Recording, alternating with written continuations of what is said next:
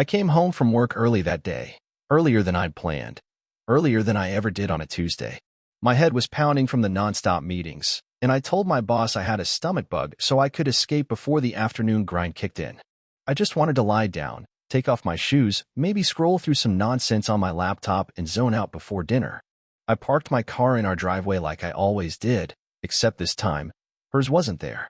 The garage door was closed, which meant she hadn't driven it out, so the only other explanation was that she took a walk. That wasn't unusual, not really. Kate liked to walk the neighborhood trails, said it cleared her mind and helped her step away from her screen during remote work. But something was off. The back gate was open. I walked in, dropped my bag by the kitchen counter, and noticed that the thermostat had been adjusted. That wasn't like her. She hated fiddling with it during the day. Said it made the bills spike. The living room was clean, which was strange because that morning there were 2 coffee mugs sitting on the table and a sweater draped over the couch. All gone. Like it had been scrubbed clean. I headed upstairs, not because I expected anything specific, but because something in me was curious. Not suspicious yet, just off balance. And that's when I saw it. Her hairbrush on the bathroom counter, clumps of still wet hair wrapped in it, a faint trail of damp footprints on the tile, leading out of the shower. She'd taken a shower. Recently. But she worked from home. She didn't go anywhere. Why the rush to clean up? Kate. I called out, pretending like I didn't already know she wasn't home. No answer. I walked into the bedroom, and the faint scent of her shampoo still lingered in the air, mixed with something sharper, something musky that didn't belong. I couldn't quite place it, but it wasn't hers. Or mine. I stood there, just breathing in that weird mix of cleanliness and something foreign, like the echo of someone else's cologne that hadn't fully faded yet. My chest felt tight, not painful, just tense, like the moment before a storm hits and the air gets heavy. Later that night, she walked in like nothing happened, wearing the same clothes she'd worn that morning, except now her makeup was reapplied, just slightly off, like she'd rushed it. She smiled at me, a little too bright, like she was trying to sell a feeling she didn't have. "You're home early," she said, surprised but playing it cool. "Meetings were canceled," I replied, watching her closely. She nodded and walked past me to the fridge, pretending to look for something, but I saw her eyes flick toward the stairs, checking if I'd gone up. That's when I knew something was off. It wasn't anything she said. It was the way she avoided looking at me too long, the way she over-explained simple things like how her lunch had gone and what her boss said on Zoom. Her mouth moved, but I wasn't listening to the words. I was watching her hands. They were still slightly red, like she'd scrubbed them with too much soap. The next morning, I left the house and parked my car 2 blocks down. I told her I had an early start at the office, which I did, technically, but I didn't go straight there. I walked back toward the house, stayed low behind the hedges across the street, and watched. I felt like an idiot. A grown man crouching behind a bush like some creep. But something inside me needed to know. At 9:42 a.m., a silver SUV pulled up. Not hers. I didn't recognize it. A guy got out. Jeans, plain black t-shirt, tall, athletic, confident. He didn't even knock. He walked straight in. The door was unlocked. I waited, heart thudding in my ears like a drumline. 26 minutes passed. Then he left. No kiss goodbye. No lingering touch. Just straight out, like a contractor finishing a job. That detail, more than anything, punched me in the gut. I didn't move. I didn't speak. I didn't even blink. I stood up slowly and walked back to my car like my legs were filled with wet cement. I didn't know what I was going to do next, but I knew one thing for sure. This wasn't just in my head anymore. I didn't go to work that day. I drove around for a bit, didn't even realize I was heading toward the strip mall until I saw the greasy sign of that old donut shop we used to stop at years ago. I parked, sat there, engine running, and stared at nothing. I wasn't thinking about donuts. I wasn't hungry. I was just trying to breathe and not punch the steering wheel. It wasn't like I had proof she was sleeping with the guy. But come on. A man doesn't walk into your house in the morning, unannounced, stay less than 30 minutes, and then leave without even knocking unless he's got a reason to feel at home. And the look on her face the night before, the too wide smile, the way she didn't ask how my day went, the silence that stretched between us even when we were both pretending it was just another Tuesday, that was enough for me. I drove back home around noon. The SUV was gone. She was upstairs, door open, typing on her laptop, hair tied up like she always did when she was trying to look focused. I walked in like I'd forgotten something, said I needed to grab a file. She barely looked up. "Everything okay?" she asked, and I nodded. She didn't stop typing. Her fingers moved over the keyboard fast, like she was actually working. I walked over to my desk, opened a random drawer, took out an envelope, and stood there for a second. "You've been busy today?" I asked, casually, and she shrugged without turning.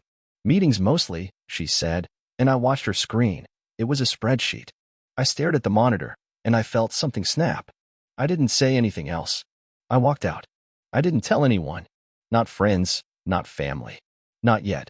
I needed to know more before I said anything, before I asked the wrong question and got the wrong lie in return. So I called a guy I used to work with in IT, someone I knew still did freelance surveillance setups for small-time clients. I told him I needed something discreet, something that could record motion and audio without being obvious. He didn't ask a lot of questions. 2 days later, I had a small black device the size of a thumb drive and instructions to plug it into the back of the living room TV. It would start recording whenever it detected sound and movement. No subscription, no cloud, just a little SD card that I could pull out and plug into my laptop. I installed it on a Thursday while she was at the gym.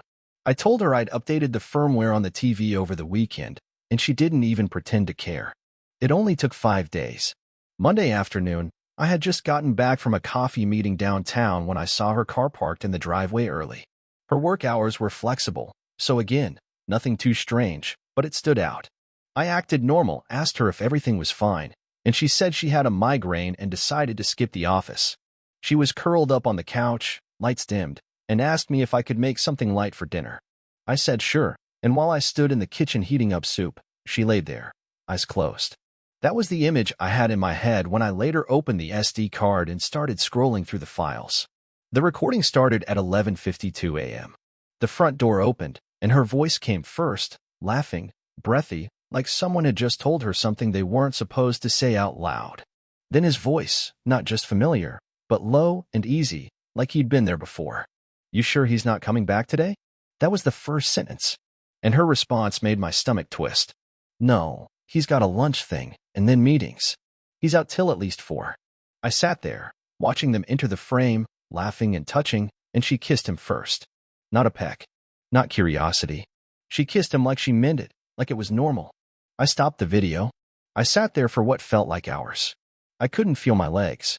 I couldn't even feel angry. Not yet.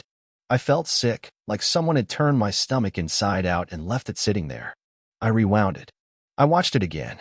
Same words, same movements, same hand on her back. Same woman I thought I knew.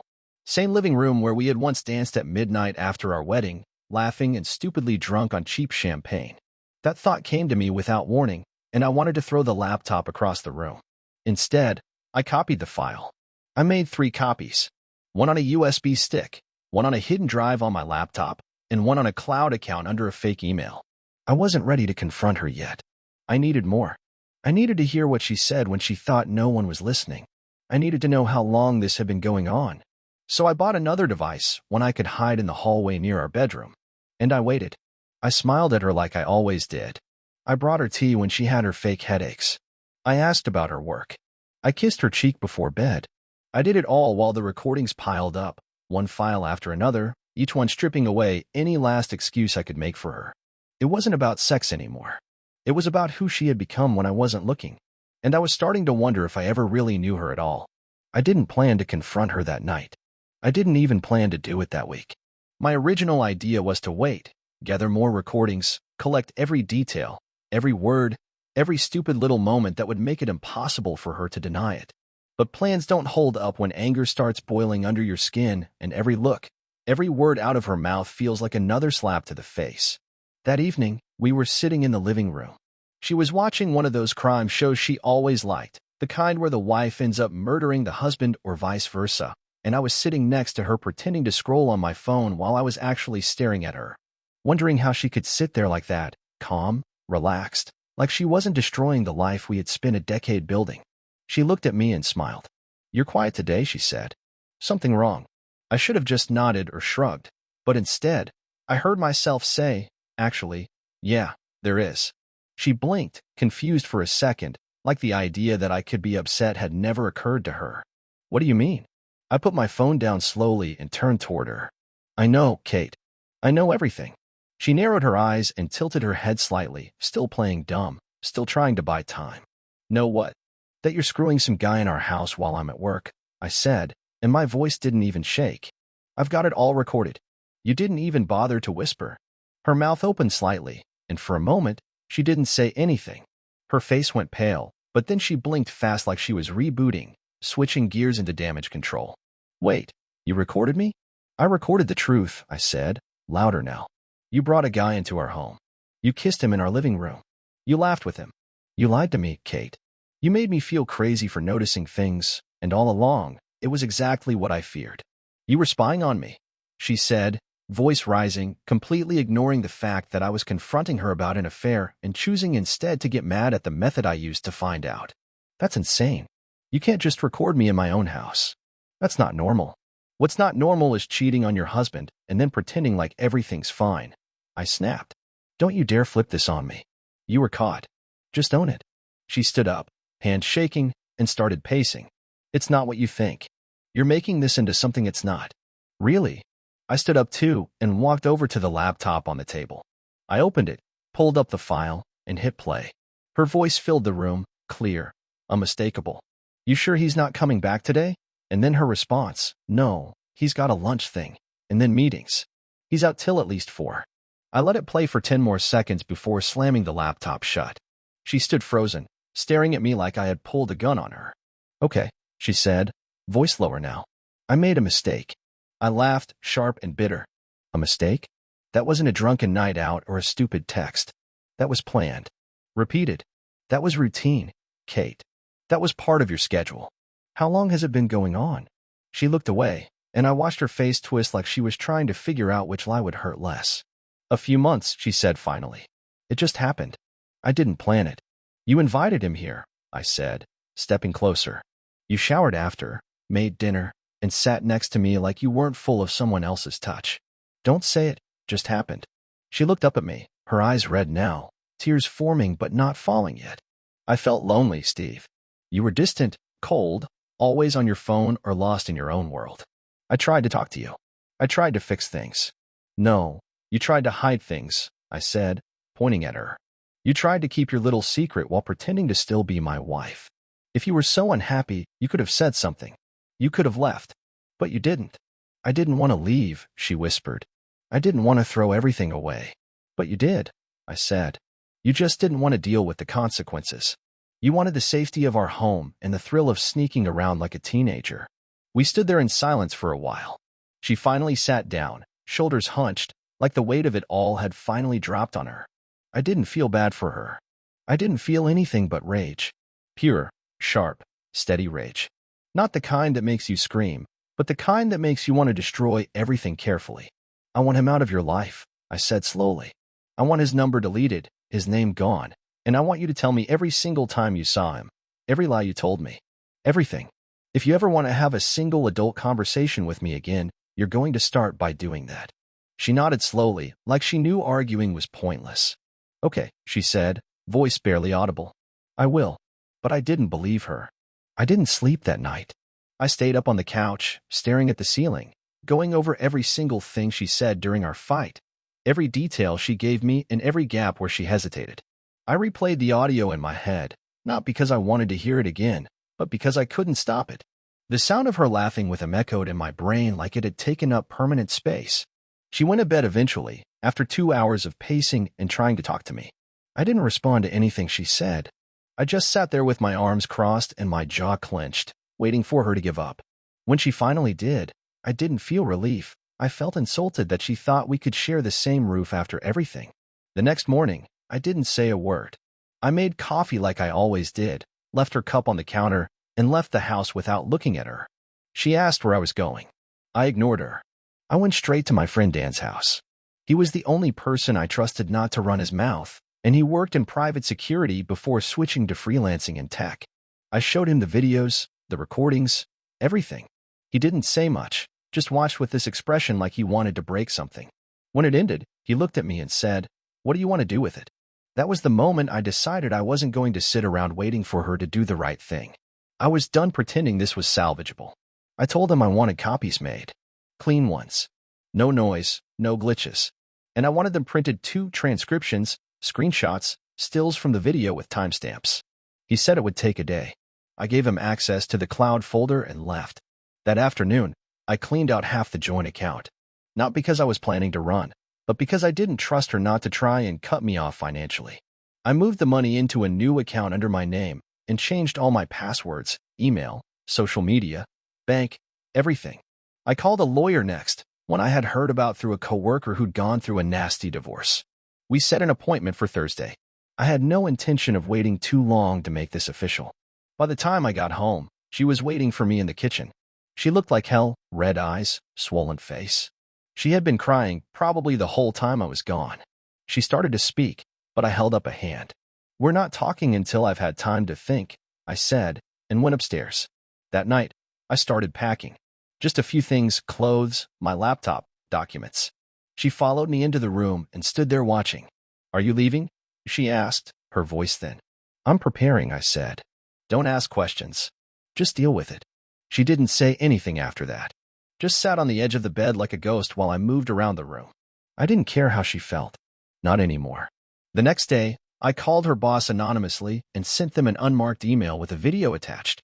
Not the full thing, just enough to show her and her little side project during work hours, enough to raise eyebrows. I knew it would cause problems, especially if the guy was a subordinate. I wasn't trying to get her fired, but I wanted her to sweat. I wanted her to feel what it was like to have control yanked from her hands without warning. That evening, I left the house again and stayed at Dan's. We worked late into the night printing out everything, organizing the files into binders, and labeling each section. There was one for her parents, one for her sister, one for our mutual friends who had always treated us like a model couple. I had no intention of mailing them. Not yet. But I wanted her to know I could. When I got back the next morning, she was sitting on the couch, staring at her phone. She looked up and said, "My supervisor called me in for a meeting tomorrow." "Good," I said. "Might as well start getting used to people knowing what you did." Her face crumpled like she was about to cry again. I didn't flinch. "Why are you doing this?" she asked. "Because I was good to you," I said. "Because I gave you everything. Because I believed in you, and you spat in my face. And now you want pity? You want me to help you fix this?" "No." "You want revenge," she whispered. "I want the truth to matter," I said. "And I want you to feel the same humiliation I felt when I watched that video. I want you to live with the idea that at any moment, your parents might see what kind of daughter they raised." She opened her mouth like she was going to argue, but there was nothing she could say that would make a difference. I walked past her, dropped a thick envelope onto the coffee table, and said, "That's your copy. Read it, or don't. But this is only the beginning." She didn't move. I went upstairs and closed the door behind me. I didn't feel better, but I felt something close to clarity. I waited 3 more days before saying anything real to her. During that time, we moved through the house like 2 strangers, exchanging only the necessary words, barely looking at each other. She didn't ask where I went at night, and I didn't offer an explanation. She tried once, around dinner on the second night, to ask if we could talk. I told her I wasn't ready. It wasn't a lie. I needed space not just to process what she had done, but to figure out what I wanted from the mess she left behind. I had already met with the lawyer. He was methodical, quiet, asked the right questions, gave honest answers. He said the recordings were solid, admissible in our state since it was in our own home. He didn't push me to file right away. He told me to think it through, but also said that based on everything I showed him, I had very little to lose and everything to gain by walking away. That night, I came home a little after 9. She was sitting on the back porch, something she hadn't done in a long time. It was like she knew I was ready to talk. Maybe she could feel it. Maybe she was just desperate. But either way, when I walked out and sat in the chair across from her, she didn't say anything at first. She just looked at me. I waited. I wasn't going to make this easy for her. She owed me the effort. "I don't even know where to begin," she said finally, her voice raw like she hadn't spoken all day. "Start with the truth," I said. "That'd be a nice change." She nodded and looked down at her hands. "I don't love him. It wasn't about him. He was just there. I felt disconnected from everything, from you, from myself. I didn't know how to fix it, and I didn't want to admit that it was my fault." "Then why bring him here?" I asked, keeping my voice steady. "Why make it this personal?" "I don't know," she said. "I wasn't thinking. I told myself I was just talking to someone. I didn't think it would go that far. But then it did, and once it happened the first time, I couldn't stop. It made me feel something again." I leaned forward, elbows on my knees, and looked at her hard. Do you realize what you've done? This isn't about cheating, Kate. It's about destroying trust. You didn't just betray me. You betrayed everything we had. You made a joke out of our marriage. I know, she whispered. I'm sorry. I don't expect you to forgive me. I don't even know if I deserve that. I'm not here to decide if you deserve forgiveness, I said. I'm here to figure out what happens next. She looked up, eyes red but dry now. I don't want a divorce. I still love you. You don't even know what that word means, I snapped. If you loved me, this never would have happened. I was selfish, she said, her voice breaking. I was scared of being alone, scared that we were drifting apart and you wouldn't notice. And when you did, I panicked. I thought I could fix it quietly. I didn't know how to say it out loud. You didn't try, I said. That's the difference. You acted like you were trapped instead of acting like a partner. You made me feel like I was going crazy, like I was paranoid. You knew exactly what you were doing. I was ashamed, she said, but I didn't want to lose you. You already did, I said flatly. The minute you opened that door for him, the minute you chose to cover your tracks instead of confess, that was it. The version of us you think still exists, it's gone. She wiped her face with her sleeve and sat back. Then what now? I'm not making any promises, I said. We're going to separate. That's non-negotiable. You're going to find a place, and we'll split time with the house until we figure out what to do with it. I'll talk to my lawyer again next week. After that, we'll decide if this ends legally or just emotionally. So you haven't filed yet, she said, like that meant something. I haven't, I confirmed. But I'm not holding on to anything. I just wanted you to understand what you've done before I end it. She was quiet for a long time after that. The silence didn't feel awkward, just final. Like we both knew the words had run out. She nodded slowly, then stood up and walked inside without looking back. I sat there for another hour, listening to the occasional sound of cars passing in the distance and the quiet creak of the floorboards upstairs. It didn't feel like a victory. It felt like cleanup after a disaster. Everything was broken, and even if the pieces were still here, I wasn't sure any of it was worth putting back together. 2 weeks passed after that conversation, and the silence between us became the default. She started sleeping in the guest room, and we moved around the house like people trying not to wake a baby, except the baby was just the remnants of our marriage, something delicate and already fading. I stopped checking her phone, not because I trusted her again, but because I didn't care anymore. Whatever she was doing, whoever she might have been texting or thinking about, it no longer mattered to me. I had already moved past the point where I wanted to fix anything. My thoughts were focused on exit plans, paperwork, and how to end this as cleanly as possible. We weren't shouting anymore, but that didn't mean things were calm. It just meant there was nothing left to say. The lawyer and I met again, this time with documents ready. He asked if I wanted to include any special conditions, whether I wanted to fight for the house, whether I wanted spousal support waived. I told him I didn't care about the house anymore, that he should include the recordings if needed, but I didn't want to drag this through court unless she fought me on the terms.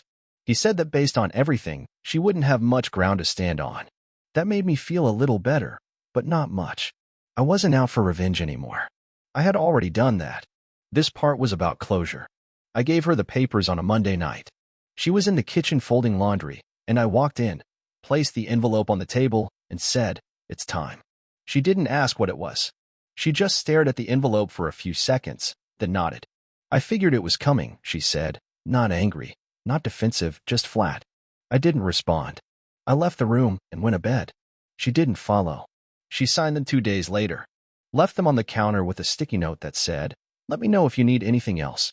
That note pissed me off more than anything else she had done in weeks. As if this was some office task. As if it wasn't the end of 11 years together. I threw it in the trash without reading it again. I didn't confront her.